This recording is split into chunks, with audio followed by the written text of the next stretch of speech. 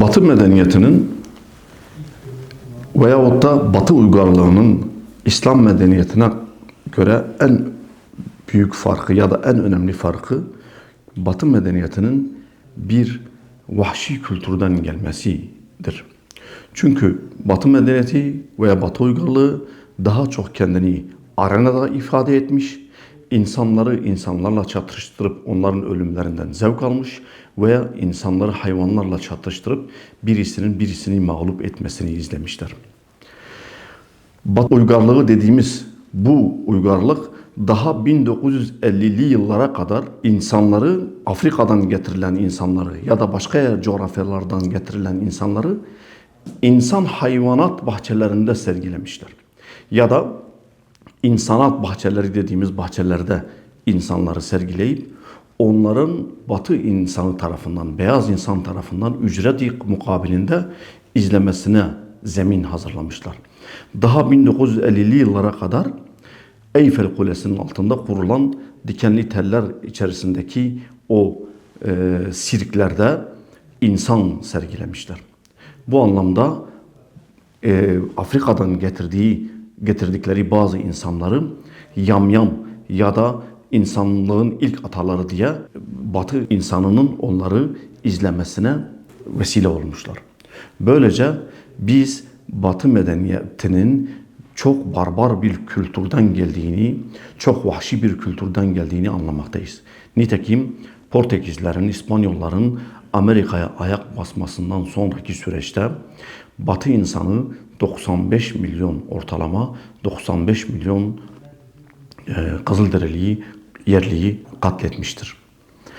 Daha kendileri arasında 1300 küsürlerde başlayan ve 1453'lerde biten 100 yıl savaşlarında binlerce, yine 30 yıl savaşlarında binlerce, Birinci ve İkinci Dünya Savaşlarında milyonlarca insan öldürmüşler.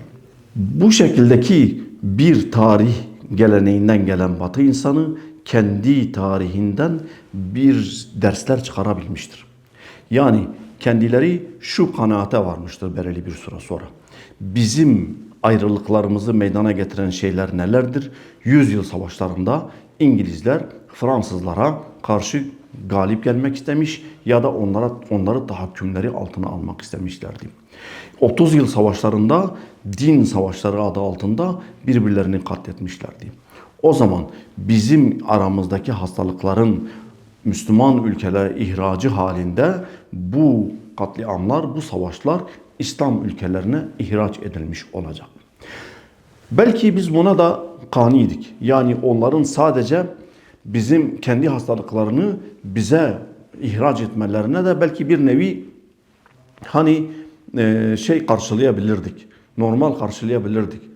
Ama bir de bizim aramızdaki uhuvveti, bizim aramızdaki birlik beraberliği kendilerine ithal etmişler. Böylece hastalıkları bize ihraç, bizim tedavi ettiğimiz hastalıkları ise kendilerine ithal etmişler. Yani biz bugün Avrupa'ya gittiğimiz zaman Almanya'nın bir köyünde bir akşam İsviçre'nin başka bir köyüne gidip misafirliğe gidip gelebiliriz. Yani bir zamanlar Diyarbakır'dan Bağdat'a gider gibi ya da İstanbul'dan Kahire'ye gitmek gibi ya da Kayseri'den Şam'a gitmek gibi bir şeydi bu. Şimdi bizim aramızdaki birlik, beraberlik Avrupa'ya taşınmış. Avrupa'yı bölen ulusalcılık, milliyetçilik, ırkçılık, din savaşları bize taşınmış durumdadır. İşte biz burada bir teşhis ortaya koyuyoruz. Biz diyoruz ki parçalanmışlık kuvvetin kaybıdır. Bölünmüşlük gücün kaybedilmesidir. Birlik tekrar o eski şaşalı günlerimize dönüştür. O zaman tedavi çok basittir. Nitekim Peygamber sallallahu aleyhi ve sellem 1400 sene önce 23 sene zarfında insanlara demiştir ki Acem'in Arap'tan, Arap'ın da Acem'den hiçbir üstünlüğü yoktur. Bu cahiliye hastalıklarını kendi ayakları altına aldığını ilan etmiştir. Mesela faizi kaldırdığını ve ilk faizin de amcası Abbas'ın faizi olduğunu kaldırdığını ve bunu ayaklar altına aldığını ilan etmiştir. Ya da kan davasını kaldırdığını, bunu ayaklar altına aldığını ilan etmiştir. Bu şekilde ırkçılığı da kaldırdığını ve bunu da ayakları altına aldığını ilan etmiştir ki bugün bizim içimize nükseden en önemli batı hastalığı budur. Bu bizi bölük pörçük hale getirmekte, çeşitli coğrafyalara ayırmakta ve bu coğrafyalar üzerinden kavga yapmamıza sebebiyet vermektedir. Çünkü biz bakıyoruz ki bugün Avrupalıların çizmiş olduğu sınırları biz kendimiz için kutsal kabul ediyoruz. Bunlar Müslüman ülkelerle aramızdaki sınırlardır ve biz bu sınırlar üzerinden birbirimizi yiyip parçalıyoruz. Ya da kendi tarihimizden gelen, evet bu bir gerçektir, bu bir hakikattir, bizim özümüzden, bizim tarihimizden kaynaklanan bir Şia-Sünni ayrımı vardır. Fakat bunların köpürtülmesi, bunların tekrar önümüze getirilmesinde yine Batılıların propagandalarının, algılarının önemli bir yeri vardır.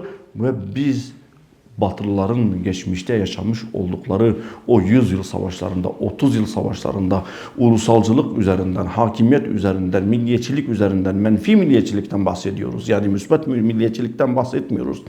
Bunun üzerinden din savaşları adı altında birbirlerinin katletmelerinin biz bugün Müslüman ülkeler arasında yaşadığını görmekteyiz ki bunun tedavisini Peygamber sallallahu aleyhi ve sellem veda haccında, veda hutbesinde görmekteyiz ki bu çok zor bir olay değildir. Nitekim Peygamber sallallahu aleyhi ve sellem ve ashabı bunu 23 sene zarfı içerisinde çözüme kavuşturmuşlardır. Vesselam.